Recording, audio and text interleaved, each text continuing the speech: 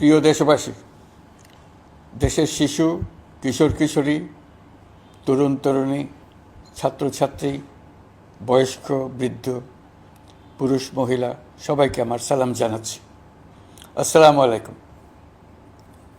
বক্তব্যের শুরুতে আমি গভীর শ্রদ্ধা জানাচ্ছি জুলাই আগস্ট মাসে ফ্যাসিবাদের বিরুদ্ধে ছাত্র শ্রমিক জনতার অভ্যুত্থানে নিহত সকল শহীদের প্রতি। আমি আরও স্মরণ করছি তাদের যারা ফ্যাসিবাদী শক্তির প্রাণঘাতী অস্ত্রের সামনে হিমালয়ের মতো দাঁড়িয়ে অন্যায়ের প্রতিবাদ করে মৃত্যুকে আলিঙ্গন করেছে, আহত হয়েছে, পঙ্গুত্ব বরণ করেছে, হারিয়েছে তাদের চোখের দৃষ্টি। সেই সব বীরদের স্মরণ করছি যারা মিথ্যাচার, লুটপাট, স্বৈরতন্ত্রের বিরুদ্ধে এক দফা দাবি নিয়ে দাঁড়িয়েছিল। কৃতজ্ঞতা চিত্তে স্মরণ করছি আপনাদের ভাই বোনদের, আপনাদের সন্তানদের যারা এই বিপ্লবে অংশগ্রহণ করেছিল। প্রিয় দেশবাসী, আমি আগেও জানিয়েছি, আবারও জানাচ্ছি, গণ অভ্যুত্থানে সকল শহীদের পরিবারকে পুনর্বাসন করা হবে। সকল আহত শিক্ষার্থী, শ্রমিক, জনতার চিকিৎসার সম্পূর্ণ ব্যয় সরকার বহন করবে। আহতদের দীর্ঘমেয়াদী এবং ব্যয়বহুল চিকিৎসা এবং শহীদদের পরিবারের দেখাশোনার জন্য স্বাস্থ্য মন্ত্রণালয়ের নেতৃত্বে একটি পূর্ণাঙ্গ তালিকা প্রস্তুত করা হয়েছে। এখন এই নতুন তথ্য পাওয়ার ভিত্তিতে এই তালিকা হালনাগাদ করা হতে থাকবে। গণ অভ্যুত্থানের শহীদদের স্মৃতি ধরে রাখতে সরকার তার যাত্রা লগ্নে জুলাই গণহত্যা স্মৃতি ফাউন্ডেশন নামে একটি ফাউন্ডেশন প্রতিষ্ঠার উদ্যোগ নেয়। এখন সেই ফাউন্ডেশন তৈরি হয়েছে। সকল শহীদ পরিবার এবং আহতদের সর্বোত্তম চিকিৎসা সহ তাদের পরিবারের সম্পূর্ণ দায়িত্ব এই ফাউন্ডেশন গ্রহণ করছে। এই ফাউন্ডেশনে দান করার জন্য দেশের সকল মানুষ এবং বিদেশে অবস্থানরত বাংলাদেশিদের আমরা আহ্বান জানাচ্ছি। গত মাসে কুমিল্লা, নোয়াখালী, সিলেট অঞ্চলে আকস্মিক বন্যা এসব এলাকার মানুষকে হতভম্ব করে দিয়েছে। এখানে বেশিরভাগ এলাকায় কোনোদিন বন্যা হয়নি। তারা বন্যা মোকাবেলা করে অভ্যস্ত নন। দেশপ্রেমিক সশস্ত্র বাহিনী তাৎক্ষণিকভাবে বন্যা আক্রান্ত সবাইকে রক্ষার জন্য এগিয়ে আসে। সেনা, নৌ এবং বিমান বাহিনী পরস্পরের সঙ্গে সমন্বয় করে একযোগে কাজে নেমে পড়ার ফলে মানুষের দুর্ভোগ কম হয়েছে। এর পরপরই এনজিও এবং সাধারণ মানুষ দেশের সকল অঞ্চল থেকে দলে দলে এগিয়ে এসছে। আমি বিশেষ করে দেশপ্রেমিক সেনাবাহিনীকে আবারও ধন্যবাদ জানাচ্ছি। দেশের সকল দুর্যোগকালে তারা সবসময় আন্তরিকভাবে এগিয়ে এসছে। বিশেষ করে বন্যা ও শান্তি শৃঙ্খলা রক্ষার কাজে তাদের সৈনিক এবং অফিসাররা দিনের পর দিন যেভাবে দায়িত্ব পালন করেছে তার কোনো তুলনা হয় না। জনজীবনে স্বস্তি ও আত্মবিশ্বাস প্রতিষ্ঠায় তাদের ভূমিকা অনন্য। বাংলাদেশ সশস্ত্র বাহিনীর সকল সদস্যকে আমি ধন্যবাদ জানাই তাদের সততা, ত্যাগ ও অসীম দেশপ্রেমের জন্য। দেশের স্বাধীনতা সংগ্রাম থেকে শুরু করে বন্যা, খরা, ঝড়, বৃষ্টি, ঘূর্ণিঝড়, সকল প্রাকৃতিক দুর্যোগে আপনারা সকলের শেষ ভরসার স্থান। দেশের প্রতিটি ক্রান্তি লগ্নে আপনারা দেশের মানুষের পাশে থেকেছেন। দেশের স্বাধীনতার পক্ষে, সার্বভৌমত্বের পক্ষে অবস্থান নিয়েছেন। দেশ গঠনে আপনারা সবার আগে এগিয়ে এসছেন। বিগত জুলাই হতে শুরু হওয়া গণ অভ্যুত্থান, বন্যা, নিরাপত্তা প্রদান, অস্ত্র উদ্ধার সহ সকল কার্যক্রমে আপনারা সফলভাবে দিনরাত কাজ করে যাচ্ছেন। সরকার ও জনগণের পক্ষ থেকে আমি আপনাদের প্রতি কৃতজ্ঞতা জানাচ্ছি। বন্যা আমাদের জনজীবনে আরেকটি দিক উন্মোচন করল। দেশের সকল জায়গায় মানুষের সক্রিয় সহানুভূতির জোয়ার উঠেছিল অবিশ্বাস্য মাত্রায়। ব্যবসায়ী, অর্থবান ব্যক্তিরা যেমন তাদের অর্থ নিয়ে স্বতঃস্ফূর্তভাবে এগিয়ে এসেছিল, তেমনি দেশের বিভিন্ন প্রান্তের সাধারণ মানুষ, স্কুল, কলেজ, বিশ্ববিদ্যালয়ের ছেলেমেয়েরা জোয়ারের ঢলের মতো যার যার সামর্থ্য নিয়ে এগিয়ে এসছে। অনেকেই ছুটে গেছে বন্যার্তদের সহযোগিতা করার জন্য। এনজিওরা বিভিন্ন জায়গা থেকে ছুটে গেছে তাদের সহায়তা নিয়ে। তাদের কাজে অনুপ্রাণিত হয়ে আমি এনজিও নেতাদের সঙ্গে বৈঠক করেছি কিভাবে সরকার তাদের কাজের সঙ্গে সরকারের উদ্যোগকে সমন্বিত করতে পারে, সেটার কাঠামো তৈরি করে দেওয়ার জন্য। বন্যা এখন চলে গেছে, কিন্তু পুনর্বাসনের কঠিন কাজ আমাদের সামনে রয়ে গেছে। সকলের সহযোগিতায় আমরা পুনর্বাসনের কাজটি সফলভাবে সমাধান করতে চাই। আইন শৃঙ্খলা পরিস্থিতির উন্নতির জন্য আমরা দিনরাত পরিশ্রম করে যাচ্ছি। যে সমস্ত ভাই বোনেরা তাদের গত 16 বছরের বেদনা জানিয়ে তার প্রতিকার পাওয়ার জন্য আমার অফিস এবং সচিবালয়ের অফিস সমূহের সামনে প্রতিদিন ঘেরাও কর্মসূচি দিয়ে আমাদের কাজকর্ম ব্যাহত করছিলেন, তারা আমার আহ্বানে সাড়া দিয়ে ঘেরাও কর্মসূচির থেকে বিরত হয়েছেন বটে, তবে অন্যত্র আবার তারা তাদের কর্মসূচি দিয়ে যাতায়াতে ব্যাঘাত সৃষ্টি করছেন। আমি কথা দিচ্ছি, আপনাদের ন্যায্য আবেদনের কথা আমরা ভুলে যাব না। আমরা সকল অন্যায়ের প্রতিকারের জন্য প্রতিশ্রুতিবদ্ধ। আমরা আমাদের দায়িত্বকালে যথাসম্ভব সব সমস্যার সমাধানের চেষ্টা করব। আমি আবারও অনুরোধ করছি, আপনারা যাতায়াতে ব্যাঘাত সৃষ্টি থেকে বিরত থাকুন। জাতি আপনাদের প্রতি কৃতজ্ঞ থাকবে। তৈরি পোশাক, ওষুধ শিল্প, এইসব এলাকায় শ্রমিক ভাই বোনেরা তাদের অভিযোগ জানানোর জন্য ক্রমাগতভাবে এই শিল্পের কার্যক্রম পরিচালনা বন্ধ রাখতে বাধ্য করছেন। এটা আমাদের অর্থনীতিতে যে নেতিবাচক প্রভাব ফেলবে সেটা মোটেই কাম্য নয়। এমনিতেই ছাত্র শ্রমিক জনতার বিপ্লবের পর যে অর্থনীতি আমরা পেয়েছি সেটা নিয়মনীতিবিহীন দ্রুত ক্ষীয়মান একটা অর্থনীতি। প্রাতিষ্ঠানিক কাঠামো প্রায় ধ্বংসপ্রাপ্ত। বৈদেশিক মুদ্রার রিজার্ভ তলানিতে গিয়ে ঠেকেছে। আমরা এই অর্থনীতিতে প্রাণ সঞ্চারের চেষ্টা করছি, আমাদের উদ্যোগে সাড়াও পাচ্ছি। ঠিক এই সময়ে আমাদের শিল্প কারখানাগুলো বন্ধ হয়ে যাক, অকার্যকর হয়ে যাক, এটা আমাদের অর্থনীতিতে বিরাট আঘাত পড়বে। সেটা কিছুতেই আমাদের কাম্য হতে পারে না। শ্রমিক ভাই বোনদের অনেক দুঃখ আছে, কিন্তু সেই দুঃখ প্রকাশ করতে গিয়ে আপনাদের মূল জীবিকা বন্ধ হওয়ার উপক্রম হলে সেটা ঠিক হবে না। দেশের অর্থনীতি ধ্বংসপ্রাপ্ত হলে সেটা ঠিক হবে না। শ্রমিক মালিক উভয়ের পক্ষে আলোচনা করে এসব সমস্যার সমাধান আমরা অবশ্যই বের করব। আপনারা কারখানা খোলা রাখুন, অর্থনীতির চাকা সচল রাখুন, দেশের অর্থনীতিকে সোজা হয়ে দাঁড়াতে দিন।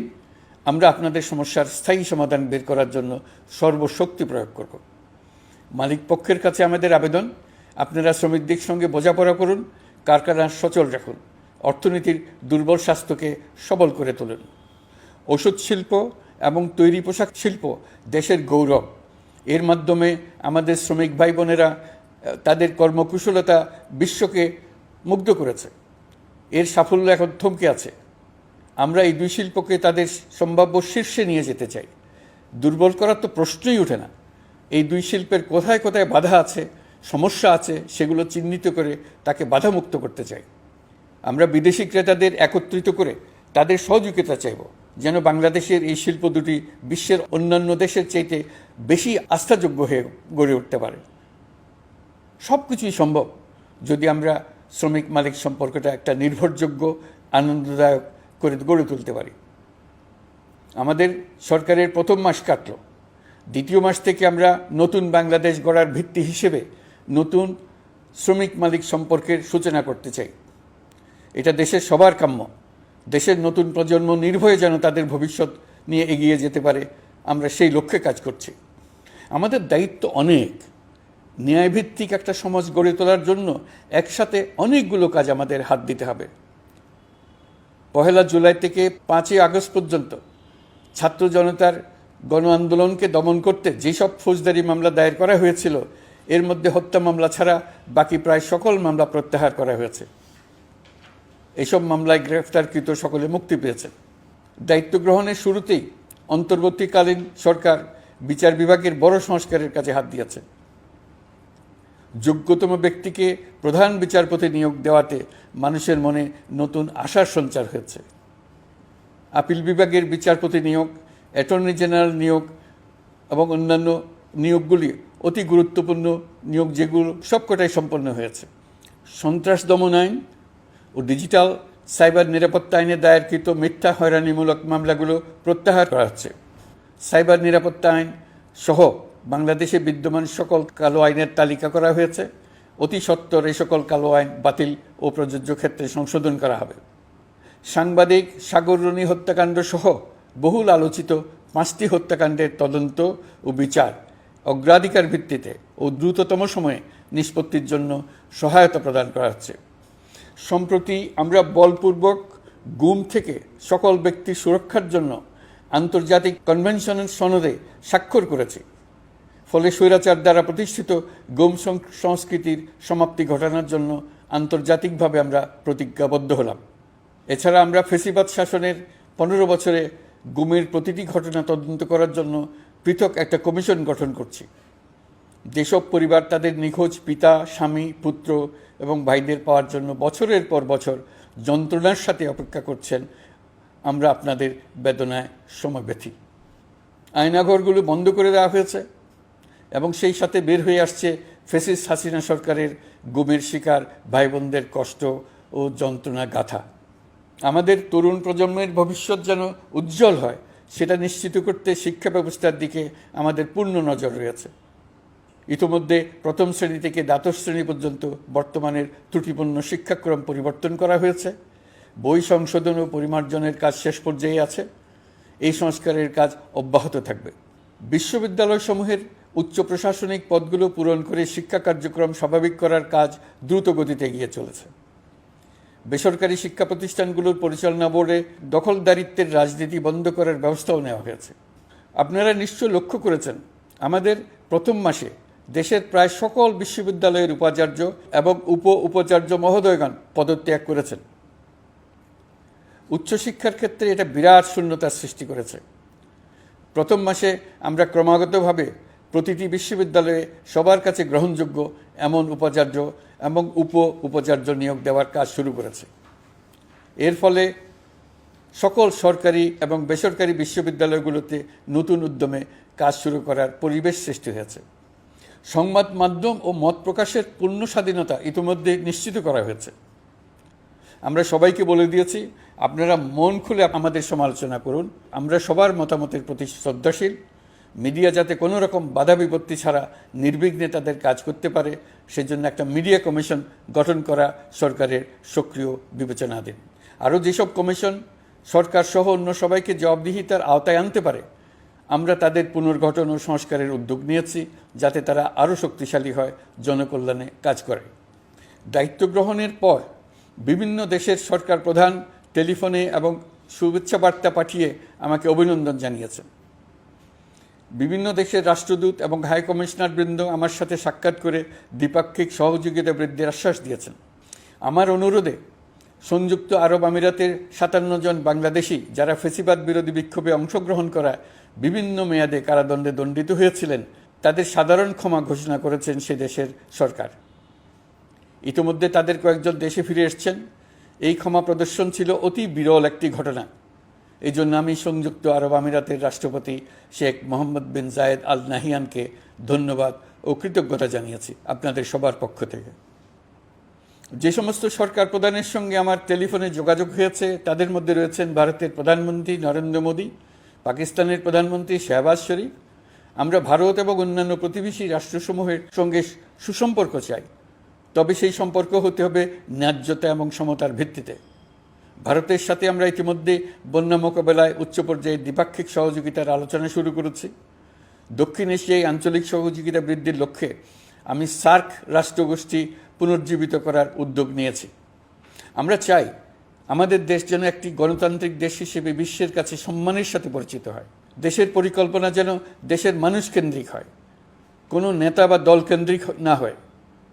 আমরা স্বৈরাচারী হাসিনা সরকারের অহেতুক কোটি কোটি টাকা ব্যয়ের প্রকল্প বাস্তবায়িত হতে দেখেছি, যেগুলো কখনোই দেশের মানুষের জন্য ছিল না, বরং এর সাথে জড়িত ছিল কুৎসিত আমিত্ব এবং বিশাল আকারের চুরি। চলমান এবং প্রস্তাবিত সকল উন্নয়ন প্রকল্পগুলোর যাচাই বাছাই করার কাজ ইতিমধ্যে আমরা শুরু করেছি। প্রকল্প বাস্তবায়নের পর্যায় বিবেচনা করে বাকি কাজে ব্যয়ের সাশ্রয় এমনকি প্রয়োজন মতে তা বাতিল করার কথা বিবেচনা করা হবে। দেশের মানুষকে আর ফাঁকি দেওয়া চলবে না। কর্মসংস্থান তৈরি করবে এমন প্রকল্পগুলোকে আমরা অগ্রাধিকার দেব। লুটপাট ও পাচার হয়ে যাওয়া অর্থ ফিরিয়ে আনার উদ্যোগ আমরা নিয়েছি। আর্থিক খাতে শৃঙ্খলা ফিরিয়ে আনতে একটা ব্যাংকিং কমিশনও গঠন করার উদ্যোগ নেওয়া হয়েছে। বিভিন্ন ব্যাংকের পরিচালনা পরিষদ পুনর্গঠন করা হয়েছে। ব্যাংকিং খাতে এই এক মাসে বিরাট পরিবর্তন এসেছে, আপনারা নিশ্চয়ই সেটা লক্ষ্য করেছেন। আমরা এই খাতে নিয়মনীতি প্রতিষ্ঠা করতে পেরেছি। আরও অনেক কাজ বাকি রয়ে গেছে। প্রথম মাসের কাজ হিসেবে শুধু প্রধান কাজগুলো করেছি, তার সঙ্গে রয়েছে আরও অনেক পরবর্তী কাজ। ফেসিবাদী সরকার লুটপাট করার জন্য নতুন করে 60,000 কোটি টাকা ছাপিয়ে বাজারে ছাড়ার কারণে মুদ্রাস্ফীতির শিকার হয়েছে দেশের মানুষ। এই অতুলনীয় মুদ্রাস্ফীতি নিয়ন্ত্রণ অন্তর্বর্তী সরকারের অন্যতম প্রধান লক্ষ্য। মুদ্রাস্ফীতি নিয়ন্ত্রণের লক্ষ্যে পলিসি সুদের হার বৃদ্ধি করে 9% উন্নীত করা হয়েছে। মূল্যস্ফীতি থেকে সাধারণ মানুষকে সুরক্ষা দেওয়ার উদ্দেশ্যে ওএমএস খাদ্যবান্ধব কর্মসূচি সহ সুলভ মূল্যে প্রান্তিক মানুষের কাছে নিত্য প্রয়োজনীয় দ্রব্য সরবরাহ চলমান রাখা হয়েছে। মূল্যস্ফীতি মোকাবেলায় চলতি অর্থ বছরে চাল ও গম আমদানির জন্য 5,800 কোটি টাকা, আভ্যন্তরীণ সংগ্রহের জন্য 8,900 কোটি টাকা এবং খাদ্য ভর্তুকির 3টি প্রোগ্রামের জন্য 7,360 কোটি টাকা বরাদ্দ রাখা হয়েছে। বিভিন্ন স্টেক হোল্ডারের সাথে সভা করে মূল্যস্ফীতি নিয়ন্ত্রণের করণীয়সমূহ চিহ্নিত করা হয়েছে। পরিচালন ও উন্নয়ন ব্যয় যৌক্তিক পরিমাণে হ্রাস করার জন্য কার্যক্রম গ্রহণ করা হয়েছে। কৃষিপণ্য উৎপাদনের জন্য সার আমদানির ক্ষেত্রে প্রয়োজনীয় বৈদেশিক মুদ্রার সরবরাহ নিশ্চিত করার পদক্ষেপ নেওয়া হয়েছে। প্রকৃত চাষিগণ যাতে কৃষি ঋণ পেয়ে থাকেন তা নিশ্চিত করার উদ্যোগ নেওয়ার পাশাপাশি কৃষি ঋণের পরিমাণ বৃদ্ধি করা হয়েছে। মার্কিন ডলারের বিপরীতে টাকার বিনিময় হার স্থিতিশীল রাখার লক্ষ্যে বৈদেশিক মুদ্রার বিনিময় হারকে বাজারভিত্তিক করা হয়েছে। কালো টাকা সাদা করার অনৈতিক অনুমতি বাতিল করা হয়েছে। বৈদেশিক মুদ্রার রিজার্ভ বৃদ্ধি করতে বিভিন্ন উন্নয়ন সহযোগীদের কাছ থেকে বাজেট সাপোর্ট চাওয়া হয়েছে। আন্তর্জাতিক মুদ্রা তহবিল থেকে অতিরিক্ত 3 বিলিয়ন মার্কিন ডলার, বিশ্বব্যাংক থেকে অতিরিক্ত 1 বিলিয়ন ডলার, জাইকা থেকে অতিরিক্ত 1 বিলিয়ন মার্কিন ডলার প্রদানের অনুরোধ করা হয়েছে। রূপপুর পারমাণবিক বিদ্যুৎ কেন্দ্র নির্মাণ প্রকল্পের অগ্রিম অর্থ পরিশোধ এবং বকেয়া পাওনা নিয়ে রাশিয়ান ফেডারেশনের সাথে অর্থ মন্ত্রণালয়ের আলোচনা চলছে। পাইপলাইনে থাকা 48 বিলিয়ন মার্কিন ডলার বৈদেশিক সহায়তা ব্যবহারের উদ্যোগ নেওয়া হয়েছে। মেগা প্রকল্পের নামে লুটপাট বন্ধের পাশাপাশি স্বাস্থ্য ও শিক্ষা খাতে বরাদ্দ বৃদ্ধির পরিকল্পনা গ্রহণ করা হয়েছে। বৈদেশিক মুদ্রার রিজার্ভের উপর চাপ কমানোর লক্ষ্যে রাশিয়া এবং চীন থেকে প্রাপ্ত ঋণের সুদের হার কমানো এবং ঋণের মেয়াদ বৃদ্ধির জন্য অনুরোধ জানানো হয়েছে। সকল উন্নয়ন সহযোগীদের সাথে সম্পর্ক আরও নিবিড় করার উদ্যোগ নেওয়া হয়েছে। সকল অর্থনৈতিক সূচক এবং পরিসংখ্যানের প্রকৃত মান বা সংখ্যা প্রকাশের জন্য নির্দেশনা প্রদান করা হয়েছে। জিডিপি, মূল্যস্ফীতি ইত্যাদি সঠিক উপাত্ত সংগ্রহ, প্রাক্কলন ও প্রকাশের জন্য নির্দেশনা দেওয়া হয়েছে। জাতীয় রাজস্ব বোর্ড এবং অর্থ বিভাগের রাজস্ব আয় সম্পর্কিত উপাত্তের মধ্যে পার্থক্য নিরসনে উদ্যোগ নেওয়া হয়েছে। প্রকৃত রপ্তানি আয় নিরূপণ এবং প্রকাশের নির্দেশনা দেওয়া হয়েছে। জাতীয় রাজস্ব বোর্ডের অটোমাইজেশনের লক্ষ্যে পরিকল্পনা গ্রহণ করা হয়েছে।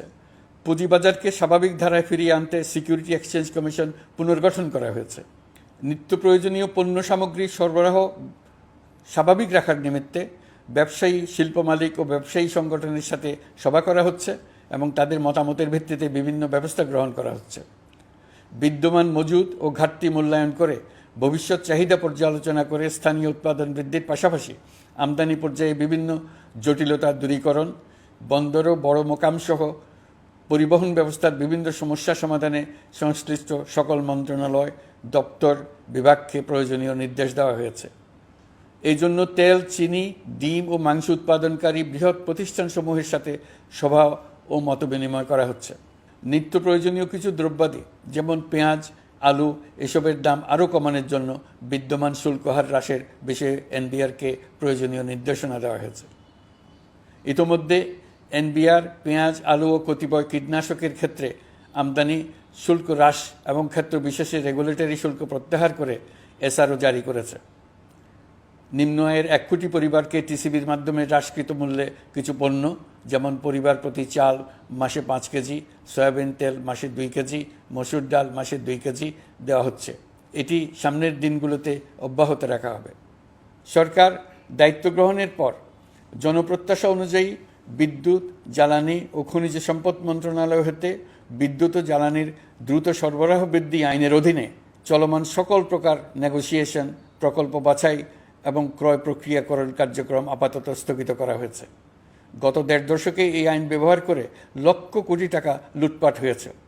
বিদ্যুৎ, জ্বালানি ও খনিজ সম্পদ মন্ত্রণালয়ের আওতাধীন কোম্পানিসমূহে অধিকতর স্বচ্ছতা ও জবাবদিহিতা আনার লক্ষ্যে কোম্পানিসমূহের পরিচালনা পর্ষদ পুনর্গঠন করা হয়েছে।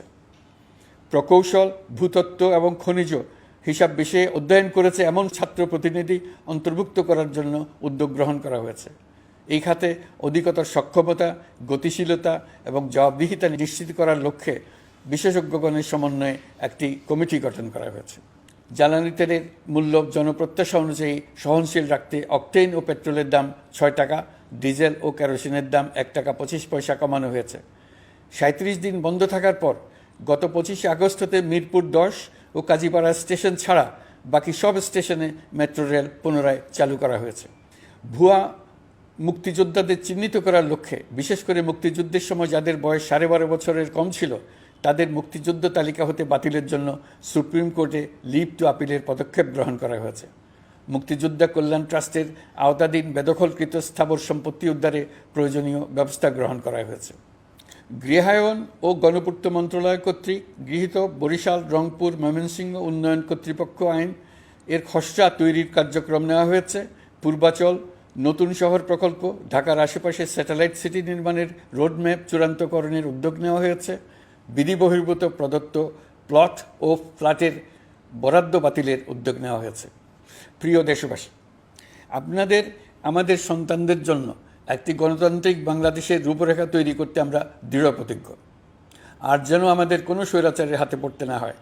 আমরা যাতে বলতে পারি আমরা একটি গণতান্ত্রিক দেশে বসবাস করি, আমরা যাতে সকলেই দাবি করতে পারি যে এই দেশটি আমাদের, আমরা সেই লক্ষ্যেই কাজ করছি। কেউ আইন নিজের হাতে তুলে নেবেন না। আইন নিজের হাতে তুলে নিয়ে কেউ সমাজে বিশৃঙ্খল পরিবেশ সৃষ্টি করলে আমরা তাকে অবশ্যই শাস্তির আওতায় নিয়ে আসব। আমরা একটি সাম্প্রদায়িক সম্প্রীতির দেশ। ধর্মীয় সম্প্রীতি বিনষ্ট হয় এমন কোনো কাজ কেউ কোনোভাবেই করবেন না।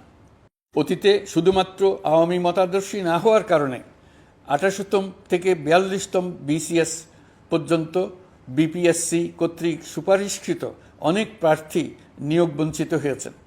৮ই আগস্ট পরবর্তী সময়ে এর মধ্যে এদের ২৫৯ জনকে নিয়োগ দেওয়া হয়েছে। মাঠ প্রশাসনকে জনবান্ধব এবং দুর্নীতিমুক্ত জবাবদিহিমূলকভাবে গড়ে তোলার জন্য সব ধরনের উদ্যোগ নেওয়া হয়েছে। সরকারি কর্মচারীদের বাধ্যতামূলকভাবে সম্পদ বিবরণী দাখিলের নির্দেশ দেওয়া হয়েছে এবং এটা প্রতি বছর তাদেরকে করতে হবে। ধ্বংস হয়ে পড়া একটা জনপ্রশাসনকে নিয়ে যাত্রা শুরু করেছি। মন্ত্রণালয়গুলোর উচ্চতম পদে যারা নিয়োজিত ছিলেন তারা অনেকে দায়িত্ব ছেড়ে চলে গেছেন কিংবা পদে থাকলেও সহকর্মীদের চাপের মুখে কাজ করতে পারছিলেন না, বাধ্য হয়ে পদত্যাগ করেছেন। আর যারা ১৬ বছরের স্বৈরাচারী শাসনের আমলে পদত্যাগে বাধ্য হয়েছিলেন কিংবা দায়িত্ববিহীন অবস্থায় একই পদে থেকে বাধ্য হয়েছেন, তাদের সবার কথা বিবেচনা নিয়ে জনপ্রশাসনকে নতুন করে দাঁড় করানোই ছিল আমাদের প্রথম মাসে কঠিনতম সময়। আবার সকল সমস্যার সমাধান করে একটি নতুন জনপ্রশাসন কাঠামো দাঁড় করাতে পেরেছি, এটাই আমাদের প্রথম মাসের সবচাইতে বড় অর্জন। আমার বিশ্বাস এই জনপ্রশাসন জনগণের ইচ্ছা পূরণে সর্বোচ্চ অবদান রাখতে পারবে। অতি স্বল্প জনবল নিয়ে দাপ্তরিক কার্যক্রম শুরু করা হলেও প্রথম দিকে বিভিন্ন মন্ত্রণালয় ও বিভাগ থেকে পাঠানো বিবিধ প্রস্তাব দ্রুত গতিতে এবং আইনগত সমস্ত বাধ্যবাধকতা মেনে সিদ্ধান্ত নেওয়া হয়েছে। গত এক মাসে বিভিন্ন মন্ত্রণালয় ও বিভাগ ১৯৮টি অতি গুরুত্বপূর্ণ বিষয়ে সিদ্ধান্ত নিয়েছে। জনপ্রশাসনের ১৩৫ জন অতিরিক্ত সচিব, ২২৭ জন যুগ্ম সচিব এবং ১২০ জন উপসচিবকে পদোন্নতি প্রদান করা হয়েছে। ৫৯টি জেলার জেলা প্রশাসককে প্রত্যাহার করা হয়েছে এবং নতুন ৫৯ জন জেলা প্রশাসককে নিয়োগ দেওয়া হয়েছে। ৬৭ জন কর্মকর্তার চুক্তিভিত্তিক নিয়োগ বাতিল করা হয়েছে। ১০ জন যুগ্ম সচিব, ৮ জন অতিরিক্ত সচিব, ৬ জন সচিবকে ওএসডি করা হয়েছে। বাংলাদেশ পুলিশের ৮০ জন ডিআইজি, ৩০ জন পুলিশ সুপার সহ ১১০ জনকে পদোন্নতি প্রদান করা হয়েছে। ১ জন ডিআইজি, ১ জন এডিশনাল ডিআইজি, ৪ জন পুলিশ সুপারকে চাকরিতে পুনর্বহাল করা হয়েছে। আইজিপি সহ ১০ জন অতিরিক্ত আইজি, ৮৮ জন ডিআইজি, ২১ জন এডিশনাল ডিআইজি, ১৭৭ জন পুলিশ সুপার সহ মোট ২৯৭ জন কর্মকর্তাকে বদলি করা হয়েছে। ছাত্র শ্রমিক জনতার বিপ্লবের মূল লক্ষ্য ছিল গণভবন। এটা ছিল স্বৈরাচারের কেন্দ্রবিন্দু। এই সরকার বিপ্লবের প্রতি সম্মান দেখিয়ে গণভবনকে বিপ্লবের জাদুঘর হিসেবে ঘোষণা দিয়েছে। ছাত্র জনতার ক্ষোভকে স্থায়ীভাবে তুলে ধরার জন্য গণভবনের আর কোনো সংস্কার করা হবে না। ছাত্র জনতার ক্ষোভের মুখে তা যে অবস্থায় দাঁড়িয়েছিল সেই অবস্থায় তাকে রাখা হবে। যেসব মূল্যবান সামগ্রী জনতা নিয়ে গিয়েছিল সেগুলো অনেক ফেরত দিয়ে গেছেন। যারা নিয়ে গিয়েছেন তারা নিজেরাই ফেরত দিয়ে গেছেন। তাদের আমরা দেশবাসীর পক্ষ থেকে ধন্যবাদ জানাচ্ছি। আরও কিছু জিনিস পাওয়া যায়নি। যারা নিয়ে গেছেন তাদের কাছে আমাদের অনুরোধ থাকবে তারা যেন এইসব সামগ্রী ফেরত দিয়ে যান। আমরা উল্লেখ করব এইসব বিক্ষুব্ধ জনতা নিয়ে গিয়েছিল কিন্তু বিজয়ের পর তারা আবার জাদুঘরে প্রতি সম্মান দেখিয়ে এগুলো ফেরত দিয়ে গিয়েছেন। আমরা নতুন বাংলাদেশকে একটা পরিবেশ বান্ধব এবং জীববৈচিত্র্যময় দেশ হিসেবে গড়ে তোলার উদ্যোগ নিয়েছি। এটি তরুণদের আকাঙ্ক্ষা, আমাদের সবারই আকাঙ্ক্ষা। সেই লক্ষ্যে আমি প্রথমেই একটি ক্ষুদ্র পদক্ষেপ নিয়েছি। আমার বাসভবন এবং সমগ্র সচিবালয়ে প্লাস্টিকের পানির বোতল ব্যবহার নিষিদ্ধ করেছে। ইতিমধ্যে সুপার শপগুলোতে পলিথিনের শপিং ব্যাগ ব্যবহার বন্ধ করার উদ্যোগ নেওয়া হয়েছে। গত কয়েক দশকে যে পরিমাণ নদী দূষণ হয়েছে, আমরা তা বন্ধ করার উদ্যোগ নিয়েছি। আমরা সংস্কার চাই। আমাদের একান্ত অনুরোধ, আমাদের উপর যে সংস্কারের গুরু দায়িত্ব দিয়েছেন, সেই দায়িত্ব দিয়ে আপনারা দর্শকের গ্যালারিতে চলে যাবেন না। আপনারা আমাদের সঙ্গে থাকুন, আমরা একসঙ্গে সংস্কার করব। এটা আমাদের সবার দায়িত্ব। আপনারা নিজ নিজ জগতে সংস্কার আনুন। একটা জাতির সংস্কার শুধু সরকারের সংস্কার হলে হয় না। আপনি ব্যবসায়ী হলে আপনার ব্যবসায়ী সংস্কার আনুন। ব্যবসায়ী গোষ্ঠীরা তাদের নিজ নিজ সমিতির মাধ্যমে সংস্কার আনুন। সমিতিতে সংস্কার আনুন। নতুন করে সমিতি গঠনতন্ত্র সংশোধন করুন। আপনি শ্রমিক হলে আপনার ক্ষেত্রে আপনি সংস্কার করুন। আপনি রাজনৈতিক নেতাকর্মী হলে আপনার ক্ষেত্রে সংস্কার করুন। আপনি প্রতিষ্ঠান প্রধান হলে আপনার প্রতিষ্ঠানে সংস্কার আনুন। আমি এটাকে সুযোগ হিসেবে গ্রহণ করার জন্য সবাইকে আহ্বান জানাচ্ছি। এই সংস্কারের মাধ্যমে আমরা জাতি হিসেবে নতুনভাবে যাত্রা শুরু করতে চাই। আমাদের এই যাত্রা আমাদেরকে পৃথিবীর একটা সম্মানিত জাতি হিসেবে প্রতিষ্ঠিত করুক, এটাই আমাদের সবার কাম্য, এটাই আমাদের সবার লক্ষ্য। গত এক মাসে আমি বেশ কিছু রাজনৈতিক দলের সঙ্গে পৃথকভাবে বসছি, তাদের সঙ্গে মতামত বিনিময় করেছি। তারা আমাদের উৎসাহিত করেছেন, ছাত্র শ্রমিক জনতার বিপ্লবের লক্ষ্যের প্রতি সমর্থন জানিয়েছেন, সংস্কারের কাজে পূর্ণ সহযোগিতার দেওয়ার আশ্বাস দিয়েছেন। আমি দেশের বিশিষ্ট সম্পাদক বৃন্দের সঙ্গে মত বিনিময় করেছি, তারাও সংস্কারের কাজে পূর্ণ সহযোগিতা দেওয়ার আশ্বাস দিয়েছেন। তারা বিভিন্ন বিষয়ে মূল্যবান পরামর্শ দিয়েছেন। সবার পরামর্শ নিয়ে এখন আমাদের অগ্রসর হওয়ার পালা। আমি বিশিষ্ট ব্যবসায়ীদের সঙ্গে বৈঠক করেছি, তাদের কাছে আমাদের সরকারের লক্ষ্যগুলো ব্যাখ্যা করেছি, তারাও আমাদের লক্ষ্যের সঙ্গে একমত প্রকাশ করেছেন। আপনারা জানেন, ছাত্র শ্রমিক জনতার ঐতিহাসিক জুলাই গণ অভ্যুত্থানের মুখে এবং হাজারো মানুষের আত্মদানের বিনিময়ে বাংলাদেশে ফ্যাসিস্ট সরকারের পতন হয়েছে। এই গণ অভ্যুত্থানের বার্তা ও আকাঙ্ক্ষা বাস্তবায়নের জন্য একটি অভূতপূর্ব সময় ও সুযোগ আমরা এর মধ্য দিয়ে অর্জন করেছি। এর বাস্তবায়ন তথা বাংলাদেশের ফ্যাসিজম বা স্বৈরতান্ত্রিক শাসন পুনরাবৃত্তির আশঙ্কা রোধ এবং জনমালিকানা ভিত্তিক কল্যাণমুখী জনস্বার্থে নিবেদিত একটি রাষ্ট্র ব্যবস্থা প্রবর্তনের লক্ষ্যে কিছু জাতীয় ভিত্তিক সংস্কার সম্পন্ন করা জরুরি হয়ে পড়েছে। উক্ত সংস্কার ভাবনার অন্যতম কেন্দ্রবিন্দু হচ্ছে সুষ্ঠু নির্বাচন ব্যবস্থা, সুশাসন প্রতিষ্ঠা করা। আমরা যেহেতু জনগণের ভোটাধিকার ও জনগণের মালিকানায় বিশ্বাস করি, সেহেতু নির্বাচন ব্যবস্থার উন্নয়নে আমাদের সংস্কার ভাবনায় গুরুত্ব পেয়েছে অধিক। আমরা মনে করি নির্বাচনের নামে সংখ্যাগরিষ্ঠতার একাধিপত্য ও দুঃশাসন মানুষের উপর চাপিয়ে দেওয়া বা এর মাধ্যমে এক ব্যক্তি বা এক পরিবার বা কোনো গোষ্ঠীর কাছে সকল ক্ষমতা কক্ষীভূত করে রাখার কোনো ক্রমেই গ্রহণযোগ্য নয়। এসব আশঙ্কা রোধ করার জন্য নির্বাচনের সাথে সম্পর্কিত নির্বাচন কমিশন সহ অন্যান্য প্রতিষ্ঠানগুলোর সংস্কারের কথা আমরা ভাবছি। নির্বাচন ব্যবস্থার সাথে সম্পর্কিত প্রতিষ্ঠান হিসেবে পুলিশ প্রশাসন, জনপ্রশাসন, বিচার প্রশাসন, দুর্নীতি দমন কমিশন এই 4টি প্রতিষ্ঠানের সংস্কার করা সুষ্ঠু ও অবাধ নির্বাচনের জন্য অপরিহার্য। এসব প্রতিষ্ঠানের সংস্কার জনমালিকানা ভিত্তিক, জবাবদিহিমূলক এবং কল্যাণমূলক রাষ্ট্র ব্যবস্থা প্রতিষ্ঠায়ও অবদান রাখবে বলে আমি বিশ্বাস করি। এর পাশাপাশি সমাজের সকল স্তরের মানুষের প্রতিনিধিত্ব ও স্বার্থ নিশ্চিত করার জন্য এবং জুলাই গণ অভ্যুত্থানের বার্তাকে প্রতিফলিত করার জন্য সাংবিধানিক সংস্কারের প্রয়োজন আমরা অনুভব করছি। এসব বিষয়ে সংস্কার করার প্রাথমিক পদক্ষেপ হিসেবে আমরা প্রাথমিকভাবে 6টি কমিশন গঠন করার সিদ্ধান্ত নিয়েছি। এসব কমিশনের কাজ পরিচালনার জন্য বিষয়ভিত্তিক অভিজ্ঞতা বিবেচনা করে 6 জন বিশিষ্ট নাগরিকের নেতৃত্বে এই কমিশনগুলো পরিচালনা করার দায়িত্ব দিয়েছি। এরপর আরও বিভিন্ন বিষয়ে কমিশন গঠন করার প্রক্রিয়া আমরা অব্যাহত রাখব। নির্বাচন ব্যবস্থা সংস্কার কমিশনের প্রধান হিসেবে দায়িত্ব পালন করবেন ডক্টর বদিউল আলম মজুমদার। পুলিশ প্রশাসন সংস্কার কমিশনের প্রধান হিসেবে কাজ করবেন জনাব সরফরাজ চৌধুরী। বিচার বিভাগ সংস্কার কমিশনের প্রধান হিসেবে দায়িত্ব পালন করবেন বিচারপতি শাহ আবু নাঈম মুমিনুর রহমান। দুর্নীতি দমন সংস্কার কমিশনের প্রধান হিসেবে দায়িত্ব পালন করবেন ডক্টর ইফতেখারুজ্জামান। জনপ্রশাসন সংস্কার কমিশনের প্রধান হিসেবে দায়িত্ব পালন করবেন জনাব আব্দুল মুহিত চৌধুরী। সংবিধান সংস্কার কমিশনের প্রধান হিসেবে দায়িত্ব পালন করবেন ডক্টর শাহদিন মালিক। এসব কমিশনের অন্য সদস্যদের নাম কমিশন প্রধানদের সাথে আলোচনা করে ঠিক করা হবে। কমিশনগুলোর আলোচনা ও পরামর্শ সভায় উপদেষ্টা পরিষদের সদস্য, ছাত্র, শ্রমিক জনতা আন্দোলনের প্রতিনিধি, নাগরিক সমাজ ও রাজনৈতিক দলের প্রতিনিধিরা উপস্থিত থাকবেন।